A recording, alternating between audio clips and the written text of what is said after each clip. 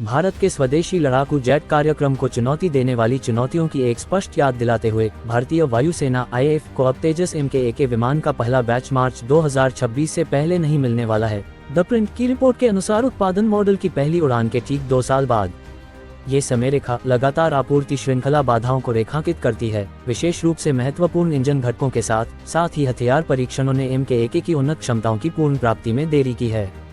उत्पादन मॉडल की पहली उड़ान 28 मार्च 2024 को बेंगलुरु स्थित HAL हवाई अड्डे पर हुई, जहां नाम के इस विमान ने अपनी उन्नत प्रणालियों के सफल परीक्षण में 18 मिनट तक उड़ान भरी।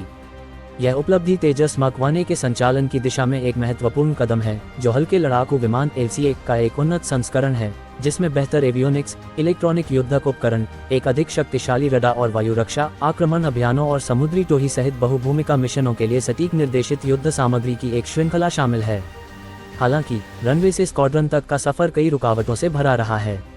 HAL के अध्यक्ष और प्रबंध निदेशक D.K. सुनील के अनुसार भारतीय वायुसेना को मार्च 2026 में वित्तीय वर्ष के अंत तक कम से कम 6 तेजस MK-1 जेट मिल जाएंगे।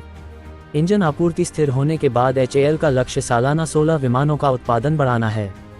देरी मुख्य रूप से जनरल इलेक्ट्रिक (GE एरोस्पेस) द्वारा निर्धारित समय पर F404IN-20 इंजन वितरित करने में विफलता के कारण हुई है। 2023 में शिपमेंट शुरू होने की उम्मीद के बावजूद अब तक केवल एक ही आया है। ये इंजन आधारशिला उन्नयन है जो मक-1 को अपने पूर्ववर्ती से अलग करते हैं, 20% अधिक थ्रस्ट प्रदान करते हैं और उन्नत इलेक्ट्रॉनिक युद्ध प्रणाली और दृश्य सीमा से परे मिसाइलों जैसी उन्नत सुविधाओं के एकीकरण को सक्षम करते हैं। अन्य विलंब हथियारों के परीक्षण से संबंधित समस्याओं के कारण हुए, जो योजना के अनुसार नहीं हुए, तथा एस्ट्रा MK-1 हवा से हवा में मार करने वाली मिसाइलों से संबंधित समस्याओं को ठीक करने के लिए सॉफ्टवेयर उन्नयन की आवश्यकता थी। भारतीय वायुसेना के स्क्वाड्रनों की लगातार कमी को देखते हुए ये स्थगन विशेष रूप से चिंताजनक है, जो 42 की अधिकृत क्षमता के मुकाबले लगभग 30 के आसपास मंडरा रहा है। 2021 में 83 तेजस मक-1 जेट विमानों का सौदा, जिसकी कीमत 48,000 करोड़ रुपए थी, इस कमी को जल्दी पूरा करने के लिए किया गया था, लेकिन आपूर्ति में काफी देरी हुई है।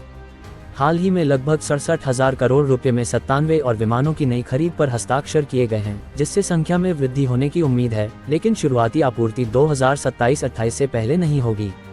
आप यहां तक सुन चुके हैं तो चैनल को लाइक और सब्सक्राइब करें और शेयर करना ना भूलें। धन्यवाद।